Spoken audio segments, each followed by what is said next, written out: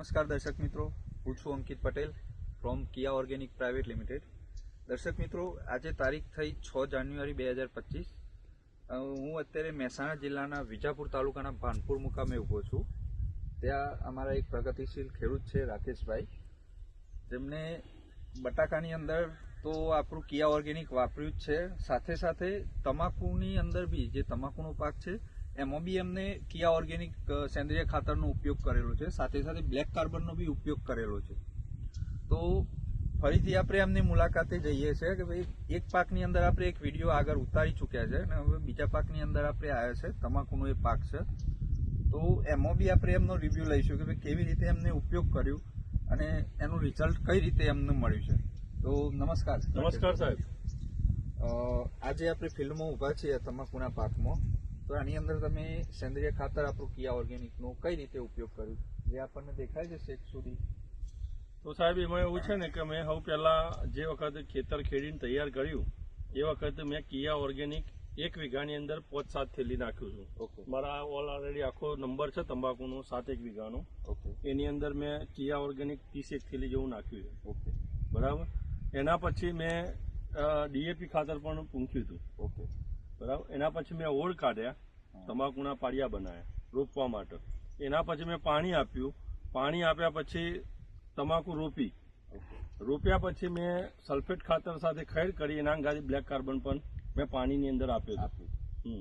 તો તમે જે પેલું આપણે આગળ જોતા હતા કે ભાઈ સલ્ફેટ ને ડીએપી આપેલું છે અને એમાં તમે નથી નાખ્યું આગળના ખેતરમાં, અત્યારે જે આપણે ઉભા છે કે ભાઈ એ કેમિકલ ખાતરો તો દરેક ખેડૂતો આપે જ છે, પણ એના સિવાય તમે જે 3 વીઘામાં કે 4 વીઘા જેટલું આપણે જોઈ રહ્યા છીએ, આપણે હાલ જે ફિલ્ડમાં ઉભા છે એ ફિલ્ડની અંદર મેં બ્લેક કાર્બન અને કિયા ઓર્ગેનિકનું સેન્દ્રિય ખાતર જ આપેલું છે. આ એક પૂણા 1 વીઘાનો નંબર છે મારો આઈડિયો. બરાબર થાય. એની અંદર મેં ખાલી કિયા ઓર્ગેનિક અને બ્લેક કાર્બન જ આપ્યું છે. એ તમે હાલ બી જોઈ શકો છો પ્રત્યક્ષ કેવી છે. રિઝલ્ટમાં કેવું છે? 1 નંબર સાહેબ રિઝલ્ટ છે. અને એ પણ પ્રત્યક્ષ દેખાય જ છે, તમને છોડવા પણ દેખાય છે. આજે 40-45-50 દિવસની આ તમાકુ થઈ છે અને તમને ફિલ્ડમાં ઓલરેડી દેખાય જ છે તમાકુ કેવી છે. અમે તો જોઈ રહ્યા છે કે બહુ સરસ એનું રિઝલ્ટ દેખાય છે. મને પણ રિઝલ્ટ સારું મળ્યું છે સાહેબ. કે બીજી તમાકુ આપણે જે આગળ જોઈને આવ્યા એની કમ્પેરમાં ઘણી સારી દેખાય છે. મારા ગામના પ્રગતિશીલ જે ખેડૂતો છે એ પણ મને પૂછે છે કે ભાઈ તમે એવું તો તમાકુમાં શું કર્યું છે કે આટલી બેસ્ટ તમાકુ છે તમારી.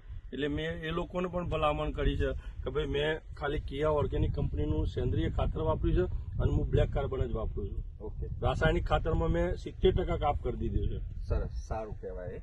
તો બીજા ખેડૂતોને આપણે શું ભલામણ કરી? બીજા ખેડૂતોને પણ એ જ ભલામણ કરું છું કે ભાઈ કિયા ઓર્ગેનિક કંપનીનું સેન્દ્રિય ખાતર એ શુદ્ધ છાણમાંથી બનેલું છે. મારી પ્રત્યક્ષ મેં કંપનીની અંદર પણ નિરીક્ષણ કરેલું છે, જોયેલું છે. કંપનીની વિઝિટે પણ હું આવેલો છું અને મેં પ્રત્યક્ષ જોયેલું છે કે ત્યાં ભાઈ આપણે જે ઓરિજિનલ દેશી છાણમાંથી જ સેન્દ્રિય ખાતર બને છે, એમાંથી જ બ્લેક કાર્બન પણ બને છે.